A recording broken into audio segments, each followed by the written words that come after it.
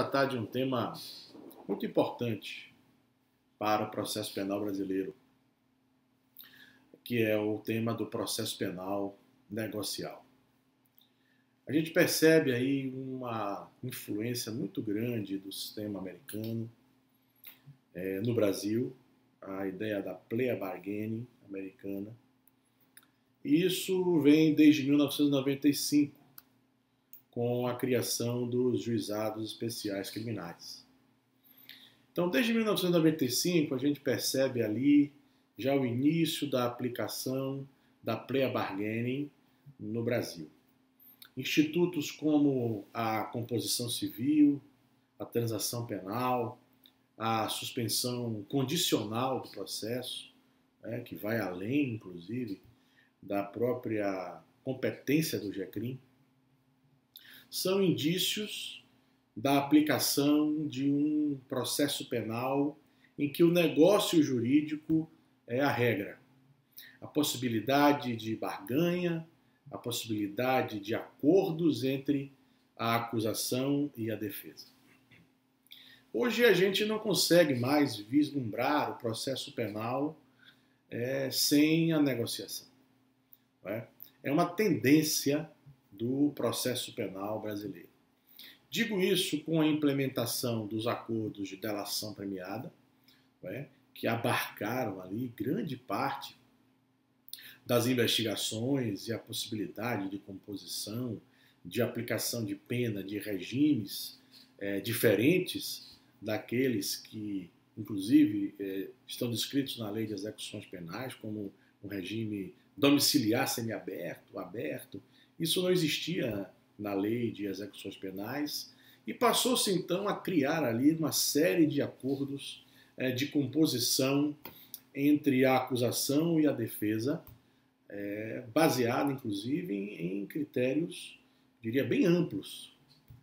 Chega-se a negociar regimes, penas, até mesmo, e aí de forma totalmente equivocada, na minha opinião, com negociações sobre prescrição. Não se pode negociar prescrição, por exemplo, num acordo de delação premiada e constar uma cláusula ali dizendo que a prescrição não vai correr durante 10 anos ou 20 anos. A prescrição é uma matéria de ordem pública, que não pode ser negociada. Então, quais são os limites desse processo penal negocial? Até onde vai a possibilidade de acordo entre a acusação e a defesa?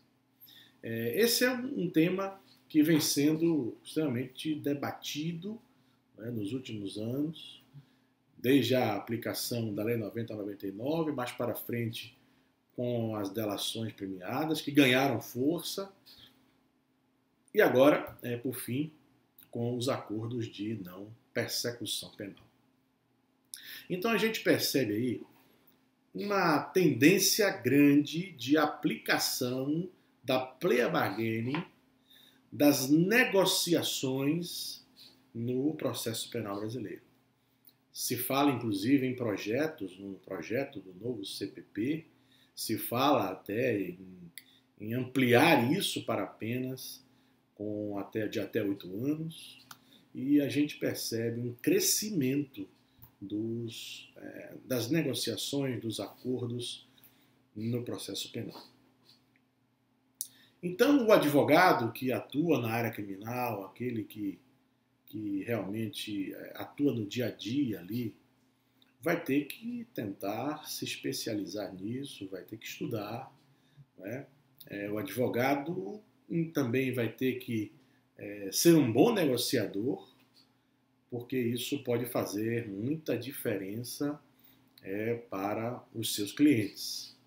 Então, é um tema que a gente não pode fechar os olhos, é um tema que a doutrina, inclusive, tem falado pouco, tema novo, somente o acordo de não persecução penal, e a gente, então, precisa realmente debater isso, e eu deixo, inclusive, um capítulo no nosso manual de processo penal, que está disponível no site da editora De Plácido, processo penal, da minha autoria, tem um capítulo exclusivo sobre o processo penal negocial.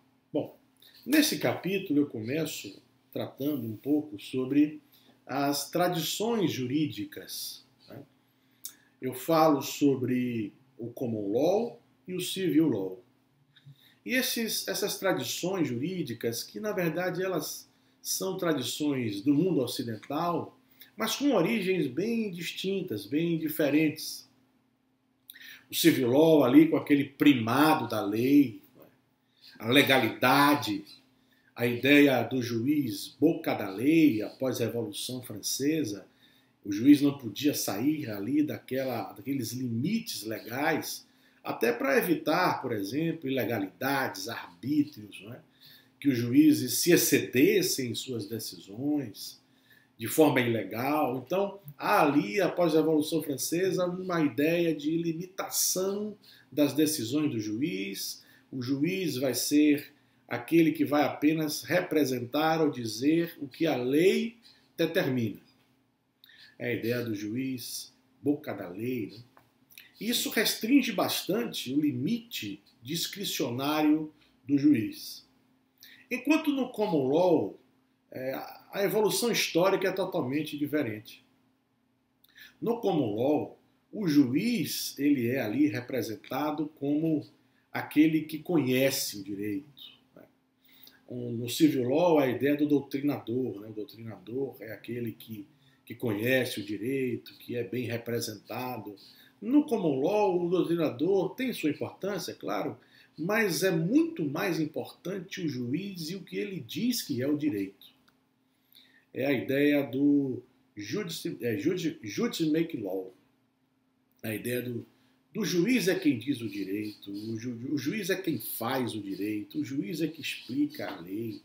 Então, essa ideia do juiz, esse primado do juiz do common law, ele é muito mais firme, né, em relação, inclusive, à teoria dos precedentes. Então, no common law, a ideia de que o direito é aquilo que o juiz diz, é aquilo que se extrai do precedente, não é? É aquilo que é aquela ratio decidendi que se extrai do precedente judicial, aquilo que é a norma que deve ser utilizada, é aquela norma que serve para o direito, é aquela norma que vai definir condutas, é a ratio decidendi que vai fazer o direito, inclusive, nas próximas decisões. Então a gente tem aí, embora no mundo ocidental, tradições jurídicas muito diferentes. A primeira no primado da lei, a segunda no primado da decisão, do precedente, daquilo que se extrai do precedente judicial. Diante dessas tradições jurídicas, e quem gosta do tema pode ler o livro do professor Mário Lozano, é muito interessante que com o passar do tempo essas tradições jurídicas começam a se misturar um pouco.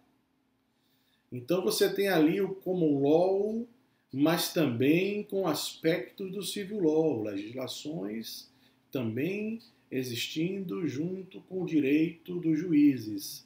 E no civil law também o início da análise do primado do precedente. E a prova disso é a inclusão no CPC brasileiro da teoria do precedente judicial. Veja, a teoria do precedente, que tem bases do common law, ela foi positivada no direito brasileiro.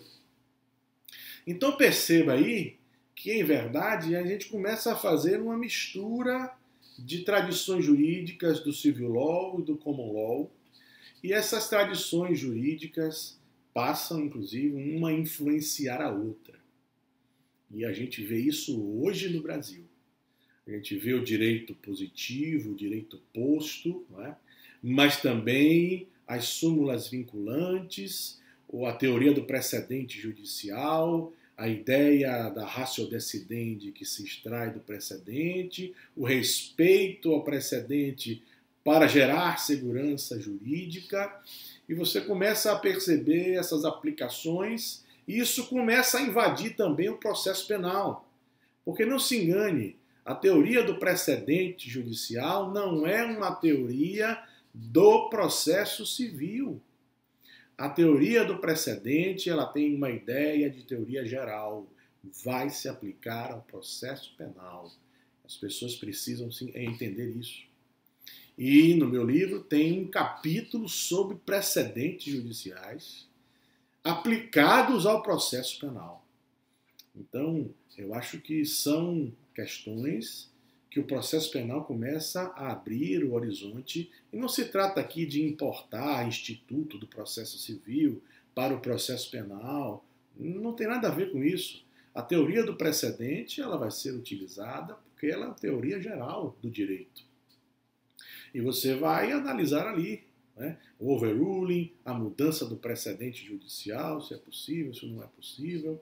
Né? Tivemos um caso agora de mudança de entendimento do Supremo, por exemplo, em relação à prescrição, né, a causas interruptivas dos acórdãos. Isso é um overruling totalmente contrário, totalmente maléfico para o réu. E eu questiono, isso vai ser utilizado em processos em curso? Veja, esse overruling, essa mudança do precedente pode prejudicar o réu que tem um processo em curso? Isso tudo tem que ser analisado no âmbito do processo penal. Muito bem. Mas voltando ao processo negocial, a gente percebe, então, influências de um processo penal do common law e também influência do civil law, invadindo o processo penal brasileiro e as negociações crescentes no sistema brasileiro. Então, é o que eu disse, o advogado precisa também ser um bom negociador. Não feche os olhos para isso, porque é uma tendência hoje. Né? Os acordos de não persecução penal, nós não seremos ali, nós advogados, meros homologadores ou meros, vamos referendar aí acordos prontos, não são acordos de adesão que nós vamos assinar, né? Vamos negociar. Essa pena está alta, existe essa circunstância, isso não serve, desse jeito é uma pena ruim. É uma negociação, não é um acordo pronto que a acusação oferece e a defesa diz eu aceito ou não aceito. Isso não é negociação. Não é? Então, deve haver ali um debate, uma negociação, principalmente nos acordos de não persecução penal, nas delações, nas transações penais. Esse é o sentido da norma. Bem, o grande problema aí que eu trago algumas críticas é que o sistema adversarial, de onde surgem essas ideias da plea bargaining, é um sistema baseado na igualdade das partes. E além da igualdade das partes, ele está baseado também na ideia do juiz em sua análise mais passiva, no polo passivo. Então, o juiz do sistema adversarial, ele não é aquele juiz que vai buscar a verdade real. Não é um juiz que vai ter uma postura ativa de determinar provas de ofício, como ocorre no Brasil, né? A possibilidade do juiz determinar no inquérito policial provas urgentes, que ninguém que fez requerimento, que ninguém pediu, que ninguém... ele vai de ofício e determina a produção de uma prova, se não me engano, artigo 156. 155, 156, 157 está a análise das provas ilícitas. Mas, perceba, o sistema adversarial parte da igualdade entre as partes, né? E isso, inclusive, na investigação. A defesa pode investigar, o Ministério Público pode investigar, né? Os gabinetes das promotorias. A defesa tem os seus investigadores particulares, tem os seus peritos assistentes. E a defesa, então, passa ali a produzir elementos, provas, investigar. Né? A acusação não pode esconder provas exculpatórias.